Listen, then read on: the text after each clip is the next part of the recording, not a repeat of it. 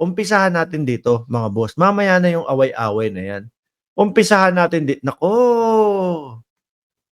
naku, alam nyo po ang mga congressman natin at lalong-lalo na po, no, si Congresswoman Jinky Luistro, mainit po ito sa mata ng mga DDS. Galit po sila dito, mga kababayan.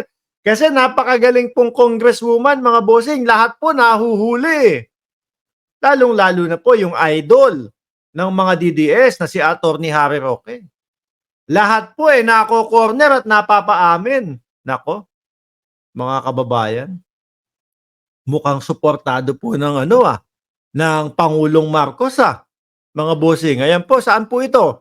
Malamang sa alamang Malacanang ho ito. Mukhang suportado po mga kababayan ng ating Pangulo, si Congressman Luistro. O ha? Ano kaya ito? Ano kaya itong litrato na ito, mga bossing? Paghahanda sa susunod na eleksyon? Pagpapatakbo bilang senadora sa ilalim po ng administrasyon, mga kababayan? Ano sa tingin nyo ang naiisip nyo, mga bossing? Lalo pong mabubwisit yung mga DDS dito. Kasi po, ako po, nakikita ko mga kababayan, kapag ito po si Congressman Luistro, tumakbo po bilang senadora, mga kababayan, malamang sa alamang po, suportahan po ng mamamayang Pilipino. Suportahan po, mga bossing, no, ng mga sumusuporta at sumusunod po sa ating Pangulo. Malaking bagay po yan, mga kababayan, no? Bilang isang senadora, matalino po. Syempre, alam nyo na, uumpisahan na pong sirain ng mga DDS yan. Mapapansin nyo na po yan, mga kababayan. Sa lagay, kapag kaganyan ang nangyari, pag nanalo pa to sa bilang senador po, mga bossing, nako. Wala na. Sabi, wala na nga.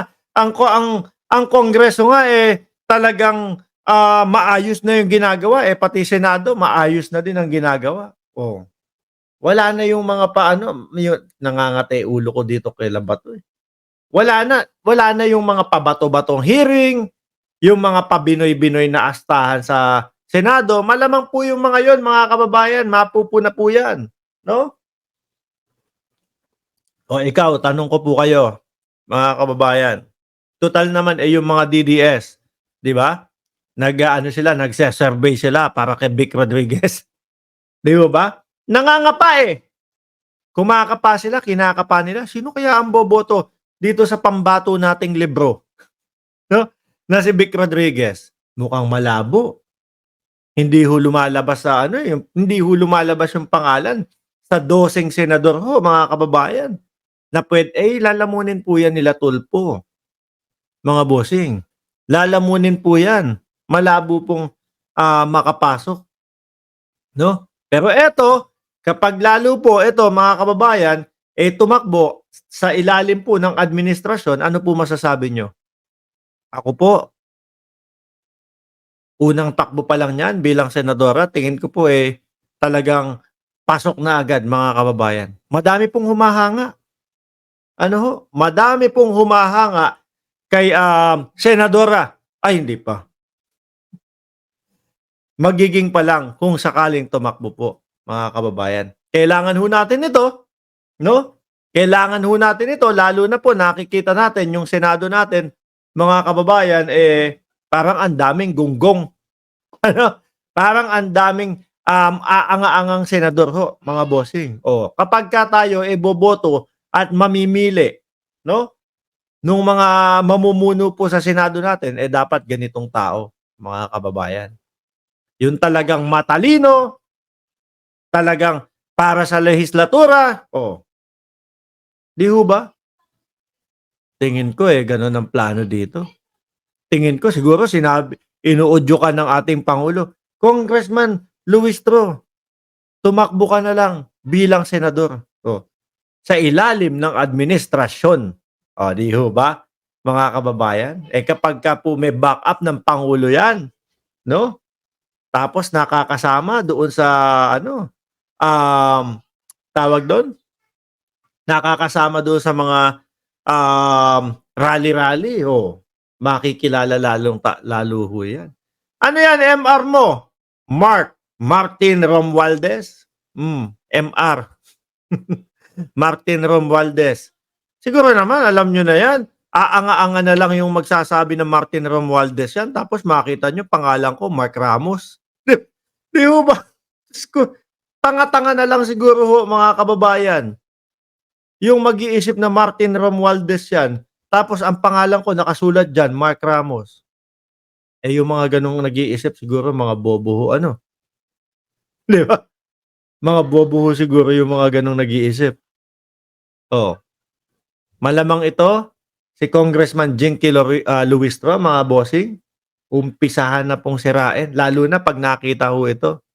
Sabi ni F3, TBI, joke lang. Sorry naman, akala ko DDS ka eh.